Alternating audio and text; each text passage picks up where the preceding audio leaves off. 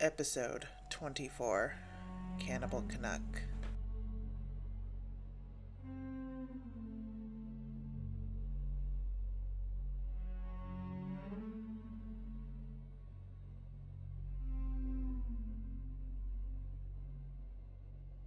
How do you add all the sound effects? Excuse me? In each episode, there's always stuff in the background. But it's a live show. Even last week. What are you talking about? I don't know how to add sound into the recordings. I just talk. Wait, do you seriously not listen to your own show? No, not really. I kind of hate the sound of my own voice. Yet you talk so goddamn much. On recordings. That was just hurtful. But back to your question, I have no idea what you're talking about. I wonder. What? I wonder if it's part of the sagas themselves. All the sound effects have something to do with the story, so I wonder if you're reading them, maybe it brings it to life somehow? Maybe?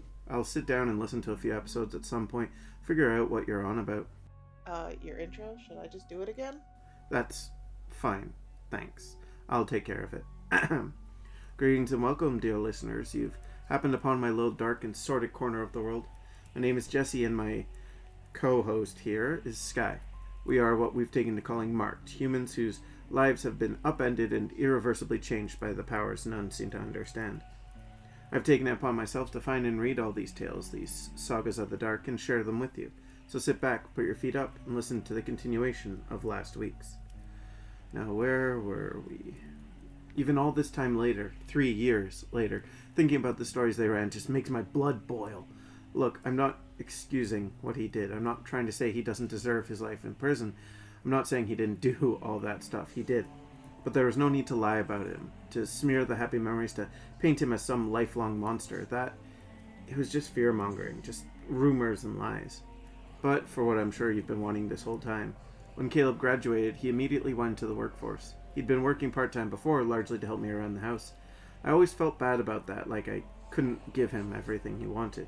He never complained, he was a good kid in that way, but I did try to work extra shifts, even sold some of the jewelry I had to try to make sure he could spend just a little bit more time with his friends.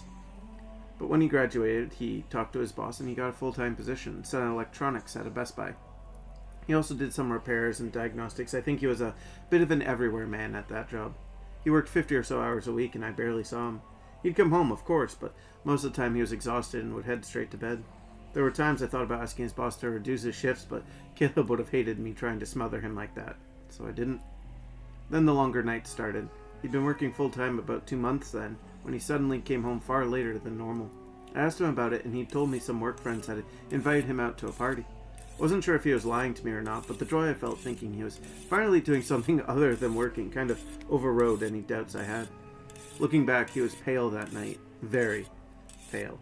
Phelan, he'd been holding a book, though I didn't really see the cover. He liked reading, so I didn't even think to question it at the time. He said he was tired and wanted to go to bed, and I was more than happy to let him pass me, and I went to bed myself shortly after. I think that was the first time. At least, no, it must have been the first time. The next morning he got up, still holding that book, told me he had to go to work early, probably stay a little late. I was a little heartbroken for him. He'd finally gotten a taste of normal college-age behaviors, and he still had to work, still had to be an adult far too young. Shouldn't need to be responsible till you're 25. But he left, and I went to my own job. He wasn't home when I got back, so I made a quick TV dinner and watched the news. That's when I learned some tourists had gone missing. They'd last been seen at some motel pretty close to where Caleb worked, actually. I only knew that because I was worried Caleb might go missing too. I called his work, and they told me he'd just left. That did not a thing to ease my worry. He was late again that night, but when he came home through the door, I noticed he limped lately. I asked him what he'd been doing, and he'd said he'd gone out with some friends again. I was suspicious that time. No, I didn't leap to him kidnapping anybody. The thought never even crossed my mind. No, I thought he might have just been getting underage drunk or been caught up with drugs or something. Maybe he'd been hanging around the wrong crowds. How I wish that had been. The next few months, they went by pretty quickly. He started bulking up a little. I was relieved. I thought he was going to a gym, working out, and just didn't want me to know for some reason. There's a few 24-hour gyms near where he worked, so I figured he had a membership at one of them, maybe even a locker there. I stopped worrying about him quite so much. More people had gone missing, 6 or 7 at that point. I'd even talked to him about it, told him to make sure to be safe, carry a flashlight with him, maybe some pepper spray. All those who'd gone missing had been a variety of genders, of skin color, age, everything. It's one of the reasons it took them so long to find him. Changing victimology, they called it. Hard to track someone when you don't know who they're going after.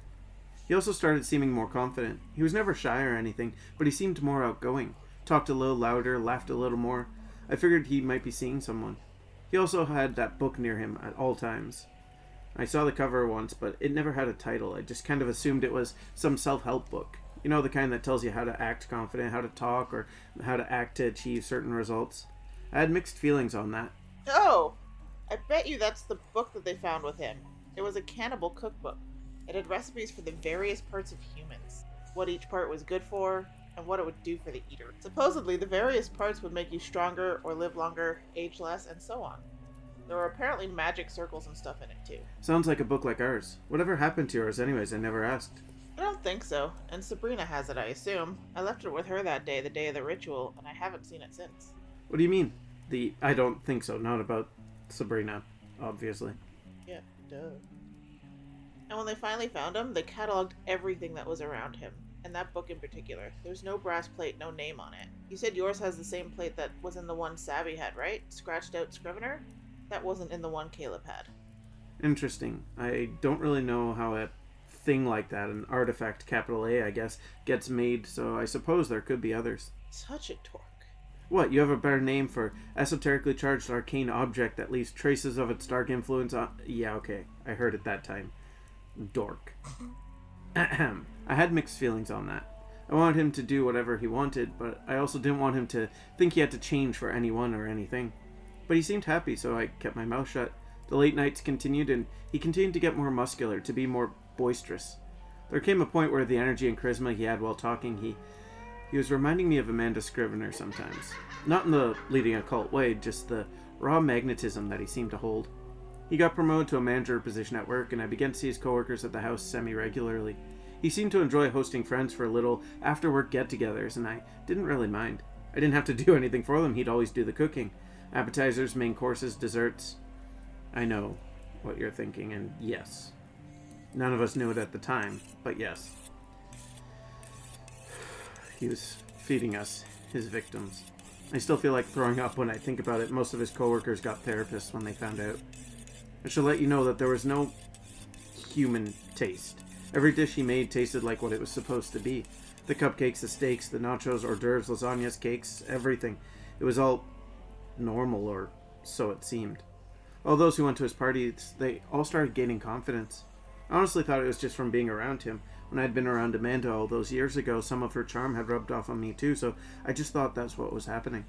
The streets began to be covered in missing persons reports. You could hardly pass a telephone pole that didn't have a dozen or more posters stapled to it.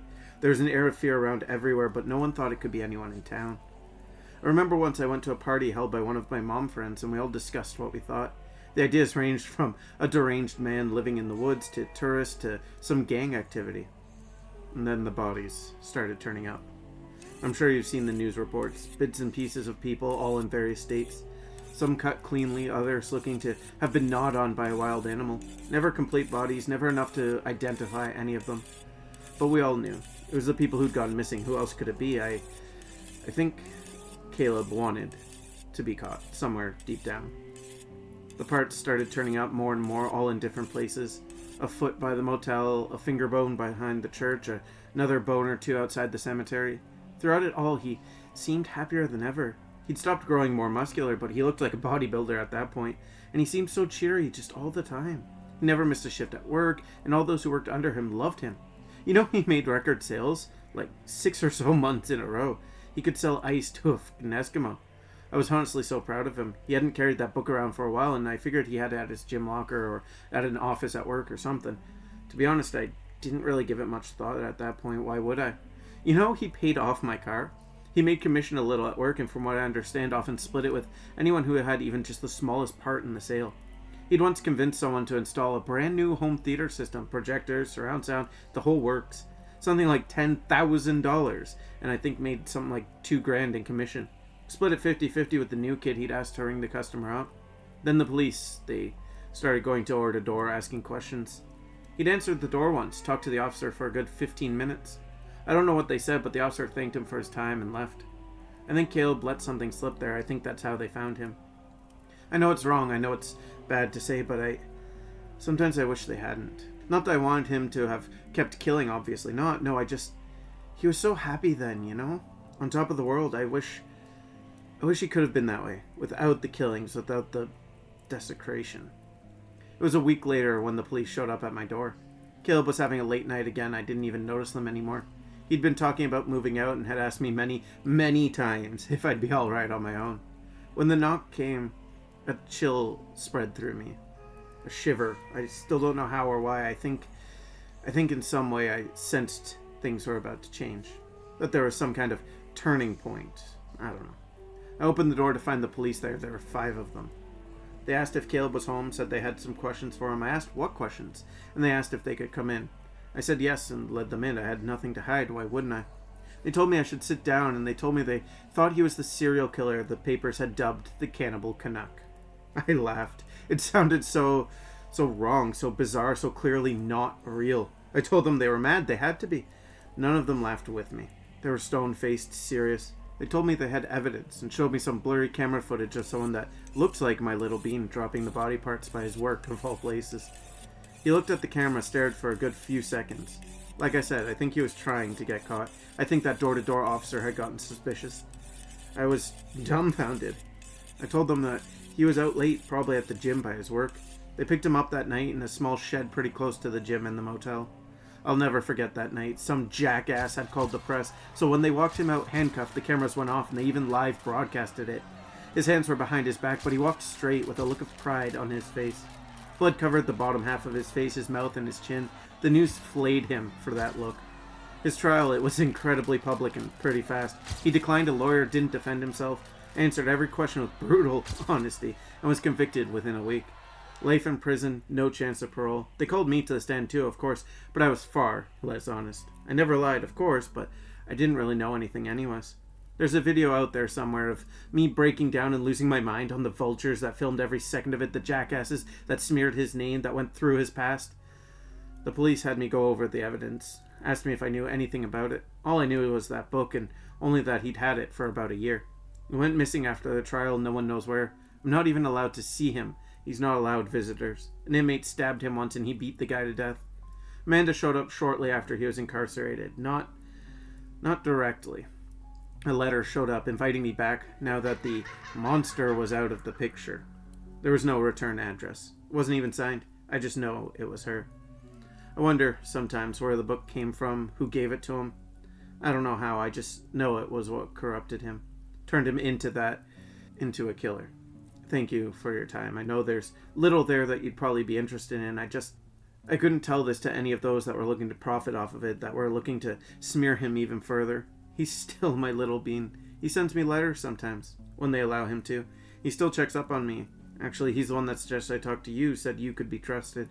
He asked me to ask you to find that book for him. He said, it'll change your life. You know, maybe that book is a artifact. Probably. I'm starting to think that an artifact needs a host. A host? Like it possesses them? No, not exactly. More like think of Anton, right? He sells these things, quite literally. None of them seem to affect him, but the moment he hands them off to someone, shit goes sideways. Like in all the accounts, he does physically hold the objects, but is somehow immune to them. I think he can sway an artifact, make it choose to haunt someone else. The idea isn't without precedence, both in myths and modern stories. Many objects choose their bearer, despite not being traditionally sentient. The one chooses the wizard. An apt reference, yes. I think that's why Caleb's book vanished. It chose a new host. Mine hasn't vanished, even though I've thrown it away so many times, because it hasn't chosen a new host. I mean, didn't you say that, I think there was a crazed look of longing on Sabrina's face? No, you said that. But I did agree. That was probably the best way to describe it. And yeah, that would make sense. So you think this Amanda sent him the book, knowing it'd choose him as a host, screw up his life so that he'd be out of the picture? Pretty much, yeah. That's what I think. Anyways, trying to make sense of things that break the known laws of physics and nature doesn't really come all that easily. That's an understatement. But back to you, dear listeners, Dark Wanderers and not, did today's account sway you? Ugh, I hate your little exits, too. Look, listeners, either you believe or you don't. Either way, we're going to keep reading these sagas like the dorks we are. What's your closing line again? Until the next, let's cross that veil together. Yeah, that one. I actually like that one. Until the next, let's cross the veil together. This episode was written and edited by Chloe Dagan and starred Jessica Boucher as Skye Burton and Chloe Dagan as Jessie. Thanks for listening.